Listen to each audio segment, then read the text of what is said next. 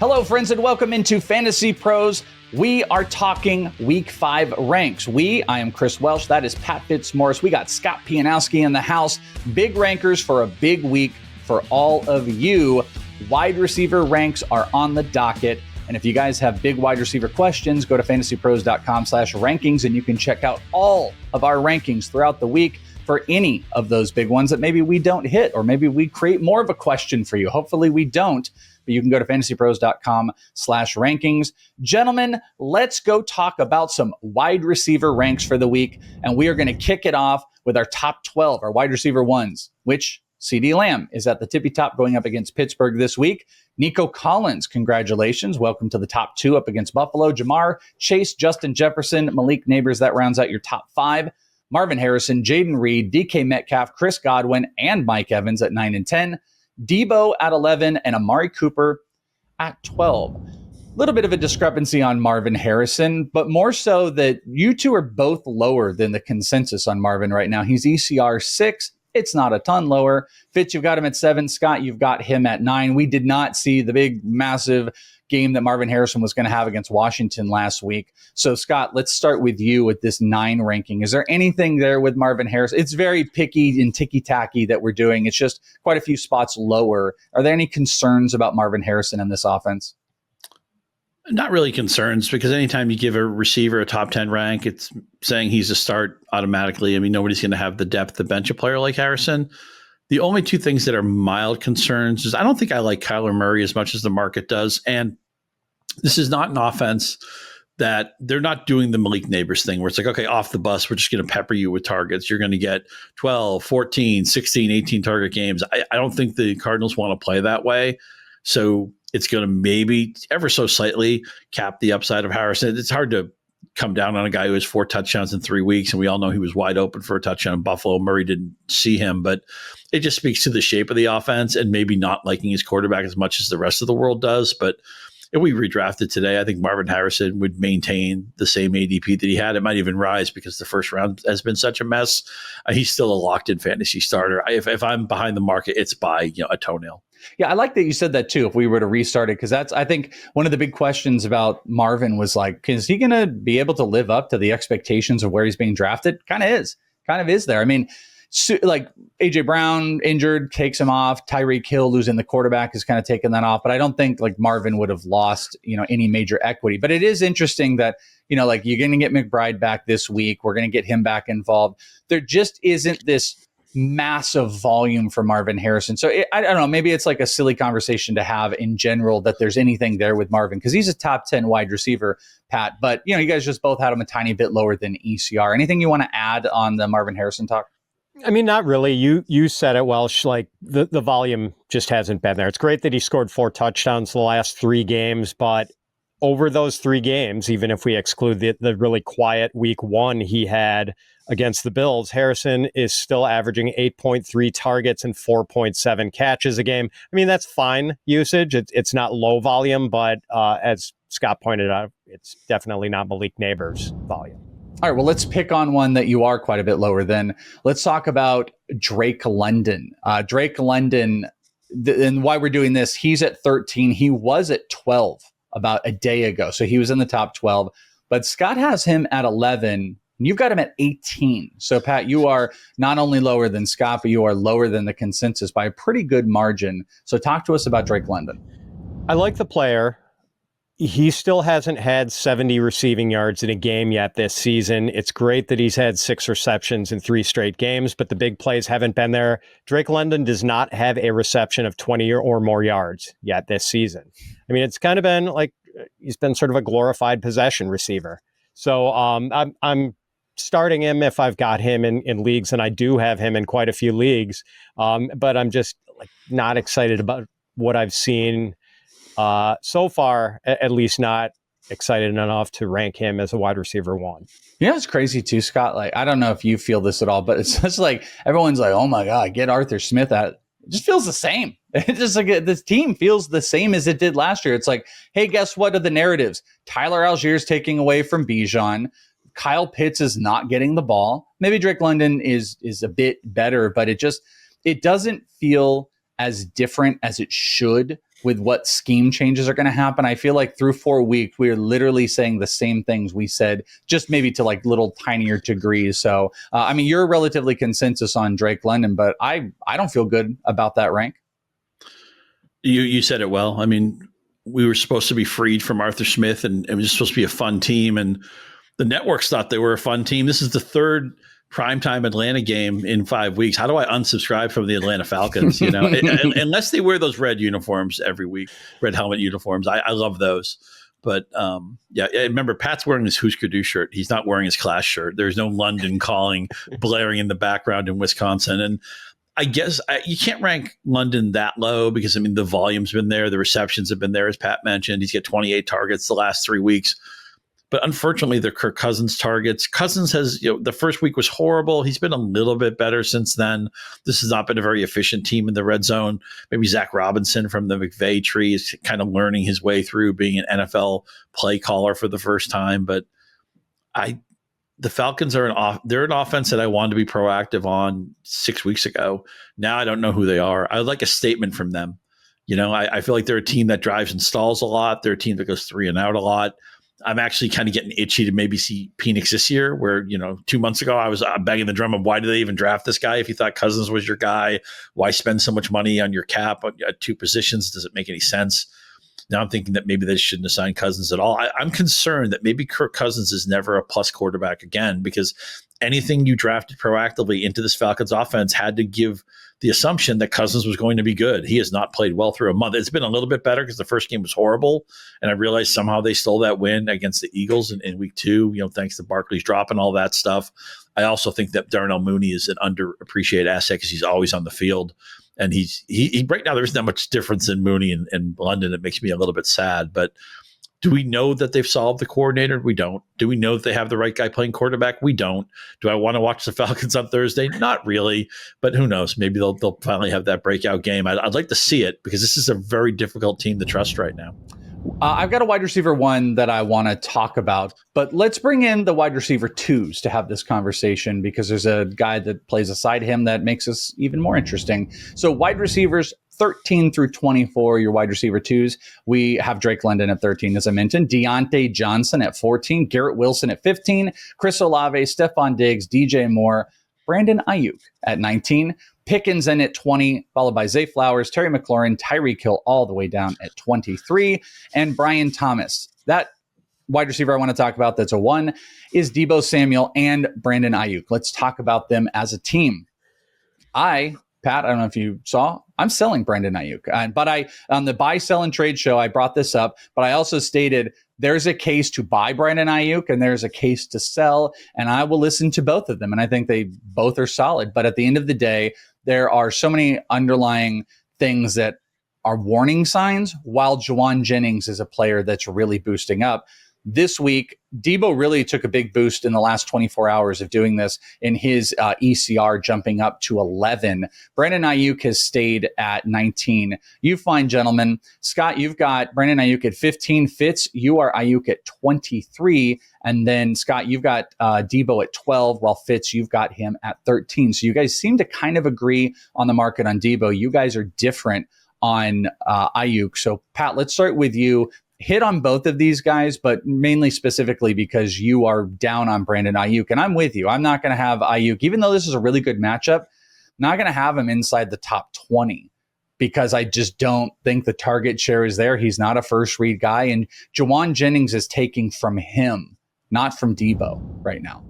Yeah, I'm with you on the sell sentiment on Brandon Aiyuk, Welsh, and hockey season hasn't quite started yet, so I'm not ready to skate a victory lap with the Stanley Cup, but I was kind of fading Aiyuk in the offseason just because I was worried that for a player who averaged 6.6 targets a game last season, he needed freakish efficiency to put up the 1,300-yard season that he produced last year. And he averaged 12.8 yards per target last season. That was never going to be sustainable. And I think Aiyuk is probably butting up against that target ceiling of 6.6. I don't see how he exceeds that unless, we see Deebo go down for more than 1 week with a major injury. And even then, Juwan Jennings has shown how capable he is. So I don't think that Aiyuk is anything more than a low-end wide receiver 2 this season. And Deebo, the true wide receiver 1 here, although it's going to be kind of quirky usage with him too, but you like that he does have a piece of the running game. And he's going to get a handful of carries every week, especially with McCaffrey on the shelf and maybe Mason needing the occasional, play off where they run some sort of jet sweep to Deebo. Nice matchup against the Cardinals this week for both guys. So maybe that lifts the floor up for Aiyuk a little bit. But yeah, I just like the usage floor you get with Deebo with that extra running game juice. Yeah, and I'm trying to stand on the take that if Aiyuk does have a good day, that you just trade him. Like, it's tough to trade him right now because, he's not, people are down on him. Juwan Jennings is going up. And if he has a good one, you're going to have to deal with yourself of being like, oh, here it is. It happened. Or this is my opportunity. And I think I'm going to take it as my opportunity. Scott, when you look at this, this is tough because I think almost any other matchup, I would be like, if you really feel comfortable having both of these 49ers wide receivers inside the top, 13 or 14, but it is the Cardinals. And the Cardinals, they're going to be able to pass. They're also going to be able to run the ball. Talk to us about the back-to-back Deebo and Brandon Aiyuk, or close to back-to-back, at least top 15 for Aiyuk and Deebo for you. Yeah, as happens a lot when I'm talking to you guys make good points and I make adjustments to my ranks. I think I need more separation between Deebo and Aiyuk for a lot of the stuff that Pat said, because Aiyuk, I think we have to accept that Brandon Aiyuk is better for the NFL purposes than he is for the fantasy purposes. Last 20 games, he's hit double-digit targets twice, and those were both 10-target games. You're just never going to get those 15 targets from heaven with Aiyuk. He doesn't have a ton of touchdown equity. He's somebody who you need him to make a couple of big plays to justify his fantasy ranking in a given week or where you drafted him. And there's always going to be crowding in this offense. And maybe it's my personality too. I like drumbeat players. I like players who are a little bit more consistent. I realize every receiver has some boom or bust to his game, but because Samuel does more dirty work and has a more diversified tree for the Niners than Aiyuk does, a lot of Aiyuk's value is he's going to run a deep route that's going to make somebody else open. I also think, I don't know how many people agree with me, but Juwan Jennings looked terrific 2 weeks ago. He actually had a good game. It wasn't a high volume game, but he had 3 catches, made plays downfield last week, had a good yardage total. I think it was 88 yards off the top of my head.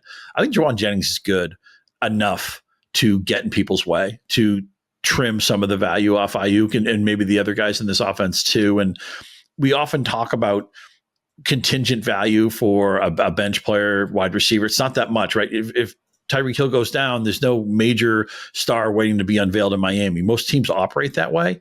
Juwan Jennings might be an exception to that if somebody got hurt here, we might have here we go, we're starting this guy every week. It may be more of a running back, a wide receiver 2 thing. It's not going to be a Puka Nacua thing.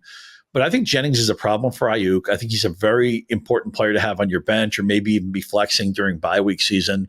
And just accept that the gap between Aiyuk's real life value and fantasy value is probably more significant than we want to accept. And one of the things you mentioned too, the 49ers using him deeper, he's lost a significant air yard share of what he had in this offense, and Juwan Jennings picked it up. And Juwan Jennings is someone they like to go deep, so that definitely plays a little bit of a role. We've got more wide receiver ranks, but first let me tell you about Game Time.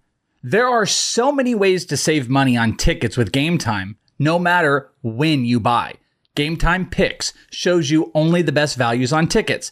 They've got last-minute deals on tickets right up to the start of the event, or even an hour after it starts. How about exclusive flash deals and sponsored deals on tickets for football, basketball, baseball, concerts, comedy, theater, and more? And guess what? Zone deals where you can pick the section and Game Time picks the seats for big savings. Game Time, it's the only ticketing app that gives you complete peace of mind with your purchase. With Game Time Picks, they can filter out only incredible deals on great seats, and all-in pricing shows you the total cost up front. Take the guesswork out of buying tickets with Game Time. Download the Game Time app, create an account, and use code FANTASYPROS for $20 off your first purchase. Terms apply, but again, create an account and redeem FANTASYPROS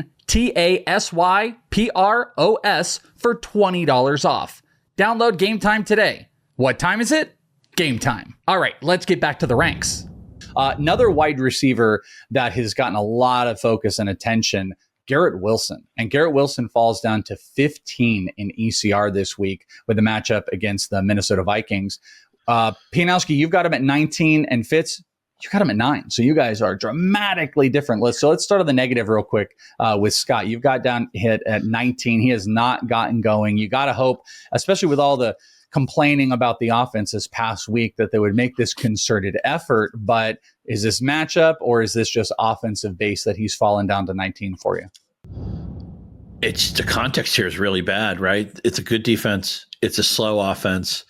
I don't think Aaron Rodgers is anywhere near, and we all knew he wasn't going to be like an MVP candidate, but I don't think he's anywhere near his peak. And Rodgers is getting much more mileage, much better mileage and efficiency when he targets other players.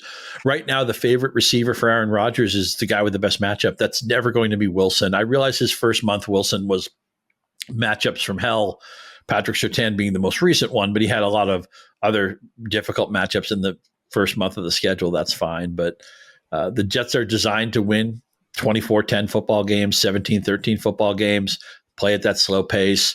Maybe Lazard was a better player than we thought. Conklin's a mouth to feed to some degree. They have two good running backs. Mike Williams is back now and producing. I think Garrett Wilson is going to be a disappointment all season. And I would love for Pat to talk me back into the Garrett Wilson wide receiver 1 business, because I'll admit I'm losing faith, and I'm looking for that Welsh he talked about with Aiyuk, get the big game and sell. That's kind of what I'm hoping to do with Garrett Wilson. And that might be one of these, Pat. You got him inside the top 10. You've got him at 9. I wonder, I'm towing this like, is Garrett Wilson a really good buy right now? Or do you need to do the Aiyuk, get that game and get out from under? But you got him at top 10, so let's hear it. So Scott just talked about how he sometimes adjusts his rankings on what's based on what's said on the show. And I might have to do the same with Wilson based on something Scott said. I'll get to that in a minute. It's kind of interesting that Wilson is right now pacing for 85 catches and just over 1,000 yards, which is pretty much exactly what he did each of the last 2 seasons with these horrible quarterback situations. I'm not too worried about Aaron Rodgers just because he looks great throwing the ball, at least. Or at least, I don't know if I should say great, maybe not vintage Aaron Rodgers, but at least a reasonable facsimile of what he was late in his career with the Packers. It's a little odd that Wilson is underperforming because his target share is 25.6%, which is fine. I still have little doubt about his ability. I still think he's one of the 10 most talented receivers in the league. So fundamentally, I'm not changing my stance, but Scott did raise a really good point about Aaron Rodgers typically not attacking like the toughest cornerback he's going up against. And Wilson is always going to draw like tough coverage. I mean, even when the other team is playing zone, like Wilson is going to be accounted for in a defense's coverage scheme. And I mean, I saw Aaron Rodgers repeatedly like pick on bad cornerbacks when he was with the Packers. Like, yes, there were some huge Davante Adams seasons and some really big Jordy Nelson seasons, but Rodgers loved picking on a weak spot in an opposing secondary. And maybe we're just going to continue to see that, where he looks for that best matchup to exploit it. So maybe I shouldn't have Wilson inside the top 10, but you know, I'm not taking him out of my lineup based on like the disappointing stuff. Gotta wonder if Wilson will be inside the top 10 if the Jets could pull off a Davante Adams trade and reunite Adams and Rodgers a little bit. There's some cap issues there because Davante Adams' money is ridiculous, but the Jets do have some of it. But that's a conversation for a completely different show. Let's go talk about 2 more wide receivers in here. George Pickens, you guys are blowing out ECR. George Pickens is 20. He moved from 22 up to 20, but you guys have both got him inside your top 15. Fitz at 15. Scott, you've got him at 14. He has looked good. Justin Fields is getting the ball down the field a little bit. Those air yards are going to Pickens. He's a primary guy, Scott. Let's hear about Pickens' top 15. Yeah, he's high up on the Deontay Johnson leaderboard, which is a joke I make about players with a lot of targets without touchdowns. A nod toward that one season where Deontay Johnson had all the targets in the world but couldn't get in the end zone. But maybe we talked in the Falcons segment, right? How come the Falcons aren't fun? What happened? Arthur Smith has left town. Maybe I owe Arthur Smith an apology because Pickens has been productive. They're quietly coaching up Justin Fields. I would love to see Justin Fields play the rest of the season. This comes from somebody who was in love with Russell Wilson for about 8 to 10 years, but we have broken up. We have filed the paperwork. We have separated assets, and we will not speak again. Russell Wilson and I, no disrespect to that great year he had at Wisconsin, where he deserved much more of the Heisman vote. Would he come in ninth? I think he should have been in the top 3, but I digress. They're gonna be a shot play team. The 11 targets last week are misleading for Pickens. You have to live in that 5 to 9 range a lot of weeks, but he's always open. He's such a good player. I laugh when somebody floated, oh, maybe the Steelers would trade Pickens and a pick for Devontae Adams. Yeah, a receiver who's 9 years older for, maybe Pickens might be better right now. I know that's blasphemy because Adams is a Hall of Famer, but that doesn't make any sense. I know this is a low volume. This is a case where the target share is high. The pie that they're divvying up is low, but I think George Pickens is going to make splash plays every week. And I think that touchdown rate's going to normalize at least a little bit. Maybe he's not going to score from in close because their quarterbacks aren't designed to throw those types of touchdowns. But I still think George Pickens is a locked in high end wide receiver 2 going forward. Yeah, Pat, is this also about the matchup against the Cowboys? Because Pickens is one of those guys, it seems like if you're in the betting market at all and you pay attention to like his receiving yards prop, it's like perpetually low. And the matchup is really going to play in. If it's a matchup where they can get to a secondary, like Pickens is going to eat. Like that feels like the play. So is this a matchup play for him to be beating ECR so high? Certainly not a bad matchup, especially with that Cowboys pass rush so diminished, without their 2 terrific edge guys. It's funny, Scott was talking about maybe having to make an apology to Arthur Smith. I made sort of a quasi apology to Arthur Smith on our waiver show on Monday when we were talking about Justin Fields. Funny things happen every new football season, and what could be funnier than all these people having to go back and apologize to Arthur Smith. So here we are, though. So earlier in the show, Scott mentioned the band The Clash, and back in their heyday, some people referred to them as the only band that matters. George Pickens is the only wide receiver who matters for Pittsburgh. And he is the only one getting anything as far as targets, really. And even though he is not a giant target hog, he's going to get targets every game. He's going to get high value targets downfield. It's kind of weird that we haven't seen a touchdown yet from George Pickens, but I feel like we won't have to wait too much longer for that to happen. I just feel good about him. We know what an artist he is at contested catches. The matchup isn't bad at all. I think he's a guy you just start without question. So you're saying there's no chance of the Cowboys having a clamp down on Pickens this week? Probably not, no. Okay. Last one I want to hit on here, and this is kind of a price check in this range. Pat, we'll start with you. Am I dead on the water, or dead in the water, if that's the analogy? That's probably not. Am I done? Dead. I'm hearing dead in water. Yeah. Yeah, dead in water. It feels like that's right. This is definitely not. Am I the walking dead? Dead man walking on my Tyreek Hill take. Is he done? He's at 23. It looked so bad last week. So bad. It's unbelievable how bad. But I will say, like, the logic of where I was going with things was you got to get him the ball, and they ran the ball. They ran some screen passes. They tried to go deep once, just they couldn't do it. And he's suffering from that against New England this week, down at 23. Are we done with the Tyreek Hill stuff? Should we not be considering buying him? But really this week, should he really be a question about his startability? Yeah, I mean, he's a borderline start sit, I think. And I have steadfastly refused to answer questions from our users on Discord about Tyreek Hill trades, because Tua's status is this great unknowable. And in most of these Tyreek trade offers that are being proposed, the person getting Tyreek wins if Tua is back in week 7 or week 8, and the person getting Tyreek loses if Tua winds up being out all or most of the year. It's that simple, and that is not something I am qualified to speculate on. I just have no idea. I'm not a neurologist. I can't tell you what Tua's outlook is. So I'm just that's how to frame it. If you're a gambler, if you want to bet on Tua coming back, go for it. If you're the prudent, safe manager, don't acquire Tua, or don't acquire Tyreek betting on Tua to come back. So for now, he's a real uncomfortable start though, until Tua is back in the lineup. I feel like, Scott, in a lot of 2 wide receiver setups, you're just not going to get Tyreek Hill starting, even in flex if people can. I mean, you have some receivers that jumped up. McLaurin's jumped back up. Brian Thomas Jr. is pretty exciting. And there's some guys that are under him that, pending who you're ranking, we're going to talk about, guys like Worthy and stuff that are going to be better options. I mean, in a 2 wide receiver, or let's just throw it to 3, are you comfortable throwing Tyreek out there this week?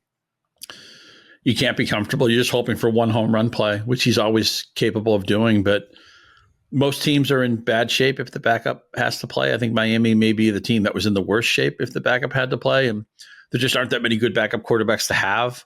You would think that maybe they would be a team that would look, Jacoby Brissett would look like Dan Marino at this point. And of course, we'll get to see both those guys in the same game. Who would have thought that when I make my 1 p.m.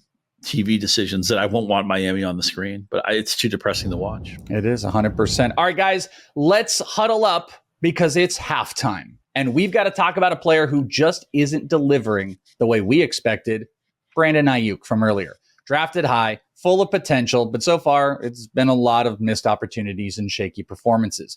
Brandon Aiyuk, this is your wake-up call. It's time to dig in, find the spark, and finish strong. No more excuses, no more half measures. Your real team and our fantasy teams need you to step up, and the time is now to turn things around. Just like how Aiyuk needs to get back to basics, so does your lawn.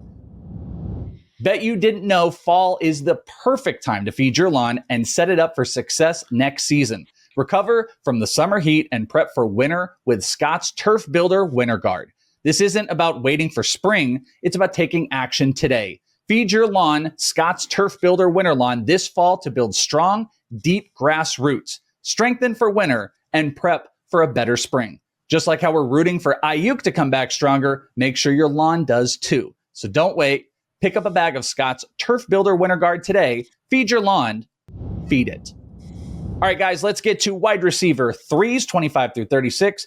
Start off with Xavier Worthy, T. Higgins, Michael Pittman Jr. at 27, Christian Kirk, Khalil Shakir, Jaxon Smith-Njigba, Dontayvion Wicks up at 31 this week, Rashid Shaheed, Cortland Sutton, Darnell Mooney, Jerry Jeudy, and Keenan Allen. Let's start with Xavier Worthy.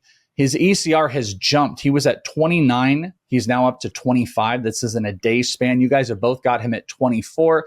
Scott, is there anything that you can really throw into this? I think we all just have this basic assumption. I would think 9 out of 10 people are starting Xavier Worthy over Tyreek Hill this week, even though he is one spot, I think, or 2 spots lower. But we all know that Worthy is going to be more involved, but do you have any type of or level of trust that he's going to actually take on a significant higher target share from Rashid Rice? Because it's that's the battle. Will he take Rashid Rice's role? I think we kind of expect that not to happen because that was just, quick slants out. Every time he's open, he gets a catch. He's got 12 targets. What do you think this new uptick is going to look like for Worthy? Yeah, I mean, there's more opportunity in a general sense, but as you mentioned, the player styles don't match up. He's not a physical or a stylistic comp for Rashid Rice. So it's surprising to me that Worthy hasn't had more than 4 targets in any game. I would have thought, and we know they were painfully slow at onboarding Rice last year, even when he was screaming for a bigger role. It wasn't until late in the season and then the playoffs that Rice really spread his wings. So maybe Andy Reid takes some time to build trust with his young receivers, but there's just more opportunity to go around, but it doesn't stylistically fit. I actually think the expectations for Worthy might be a little bit overblown somewhere because we have to accept, and I know at some point Patrick Mahomes will have a big game. People are going to be like, he's Patrick Mahomes, the best player in the league. You idiots. It's been a year of Patrick Mahomes consistently finishing outside the top 12 at fantasy quarterback rankings, not scoring well for whatever reason. He's unselfish, people tell me. Andy Reid just wants to win. Oh, okay, fine. The Chiefs, to me, they seem like a house of cards to me. This whole, we're just going to do just enough to win. We'll be a terrible team to bet on. We'll save our good plays for the playoffs. I don't know. I think they've run really, really lucky. You need to be lucky in the NFL. You certainly can't be unlucky. You're not going to win anything. But I think the Chiefs' offense is something I may regret this, and I would be slammed in my face, and people are already sending my tweets to old takes exposed or cold takes exposed, whatever it is. Good for you. Don't add any value. Just make fun of people when they're wrong. That's a wonderful society we live in right now. But I'm trying to get away from the Chiefs, man. I think Xavier Worthy is a little bit overrated. Pat, we knew what the downside or the floor of Xavier Worthy looked like through the first 3 or 4 weeks. What do you think the floor looks like for him this week without Rashid Rice? You have him at wide receiver 24. Ooh, the floor is low single digits because he doesn't get the ball enough. I don't know if we're going to see a major touch spike for Xavier Worthy. I think the appeal is kind of the same appeal that Tyreek Hill has with Tyler Huntley at quarterback, that he can use that 4.21 speed and turn a short little reception into a 70-yard touchdown. So, yeah, I mean, it's funny. Scott and I both have him wide receiver 24, and we're both sort of striking pessimistic tones here. But like one of our really smart Discord users threw something at me the other day, and it really made me think, like, is it that Andy Reid's system is so intricate and complicated that maybe it's just really hard for rookie receivers to pick up? And we saw Sky Moore absolutely faceplant coming in as a second-round pick a lot of people liked. And I know he wasn't a rookie, but a young Kadarius Toney came into the Chiefs system after showing some really impressive flashes with the Giants, and he just looked like he had never played football before when he got to the Chiefs. And now we're seeing Xavier Worthy not be able to command touches in this offense. So maybe it's a system thing. Maybe you need to be like a veteran to grasp and get your head around this Andy Reid offense fully.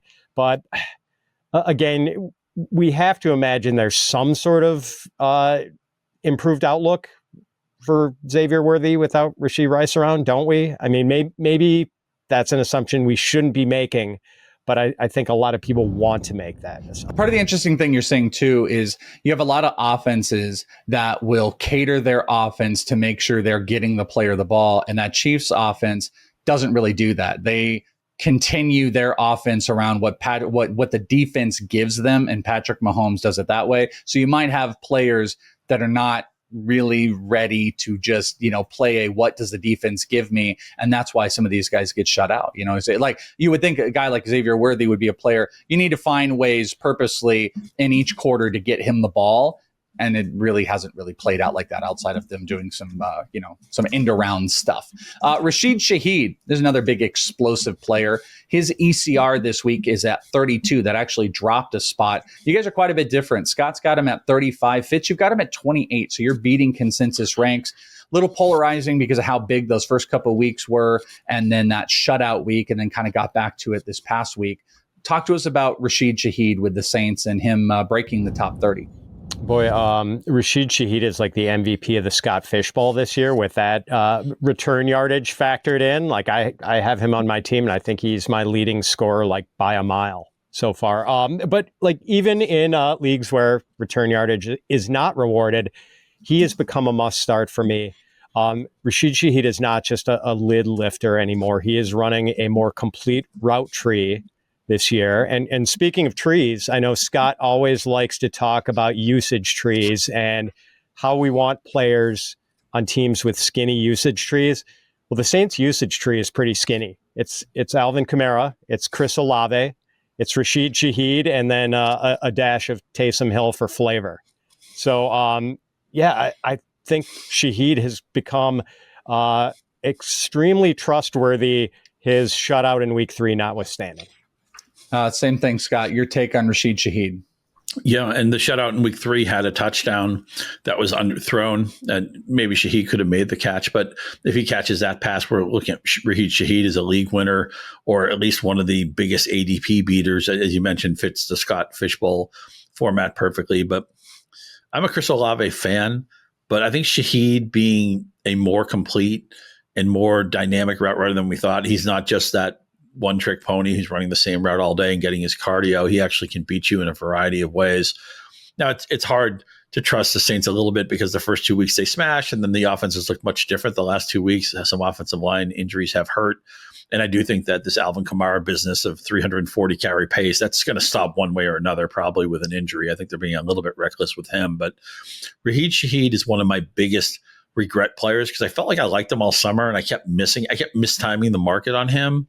And maybe it just speaks to around the pocket where a player like that goes. Maybe I just need to be more aggressive and say, it's time to stop being a value hound. I like a player, just get him. If I'm around early, so what?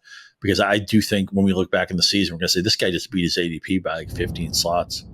One more let's hit, and it's this Packers wide receiver situation. They've got a phenomenal matchup this week, so much that Jaden Reed is inside the top 7. He is a wide receiver 7 this week.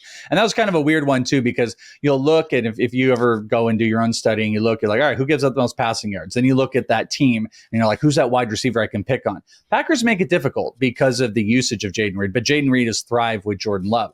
This all is coming back because Dontayvion Wicks comes in at 31 on the ECR, and he boosted up a couple spots. So that's 2 Packers wide receivers that are inside of this range, really, really because of this matchup. But also Wicks finally had that breakout game. We've got, Pat, I believe you have him at 30. Scott, you've got him at 34. So Pat, why don't you wax poetically on your Packers wide receivers for us? Yeah, Wicks is a big play guy. He's had a few concentration drops this season so far, but average depth of target is 13.6 yards. He is probably going to play that Christian Watson role while Watson is out. And again, you said it, Welsh, the matchup is very enticing. The only drawback here is that, well, every week is Jaden Reed week. But then there's usually room for like one of the Packers' other pass catchers to really pop. This could be the 10-catch Romeo Doubs week. It could be the 7-catch Tucker Kraft week. So, like, Wicks has a pretty good chance to make his bones in fantasy against a bad defense, but it's not automatic. It's possible the targets just don't go his way this week. Scott, Pat said that fantastically because I worry because Dobbs gets the snap percentage. Kraft broke out last week. There are just still a lot of options, even when Christian Watson is out there. What's your level of comfortability with Wicks this week? Yeah, he makes perfect sense as a wide receiver 3 where there's enough upside to be excited, but you're not guaranteed anything. And I will say it kills me I don't have Tucker Kraft anywhere because he looks like a right answer. Pay attention to these 2-point conversions, not just the ones that are successful, but even the ones that don't, because they reflect future goal line equity, right? What's a 2-point conversion today could be a touchdown tomorrow. And of course, Kraft had a touchdown last week as well. I would drop Kyle Pitts right now for Tucker Kraft. I know this is the Dontayvion Wicks conversation. I've steered it to a different position entirely, but yeah, Wicks is good. You know, we love the quarterback. We or at least we like him a lot. We love the play calling. We know that they generally like to throw for their touchdowns. We'll see what Jacobs has left in the tank going forward this season. I'm not super bullish on Jacobs, but I think any piece of this passing game with Watson out of the mix, it just tightens up the usage a little bit. I think Wicks is a perfectly fine wide receiver 3. There's just no floor here. My humble brag, I have Tucker Kraft everywhere. I have him in all my best balls, and I have him in both of my FFPCs. You're the reason why I couldn't get him anywhere. He's on your roster. So now you tell me. I love it. I love me some Tucker Kraft. I'm offering you Kyle Pitts for Tucker Kraft. Yeah. That's a universal trade offer, and you can just, block me if you want. All right. Oh, you know what? You guys can check out all the great trade offers that are happening. Kyle Pitts can't block me. We know that. Well, you guys can see if Kyle Pitts and Tucker Kraft are being traded on Fantasy Pros with my playbook. We also put out some good tweets out there. We can show you the most traded players. It's always a fun thing. If you guys have more wide receiver questions, don't forget, we've got the weekly Start and Sit live stream on the YouTube channel where you can come and ask your specific Start and Sit questions. We'll be with you every Thursday at 3 p.m. Eastern. For those listening on the podcast, just go to youtube.com/fantasypros, subscribe, click on the bell to be notified so you don't miss any of those live streams on the wide receivers. And of course, check out all the wide receiver rankings at fantasypros.com/rankings.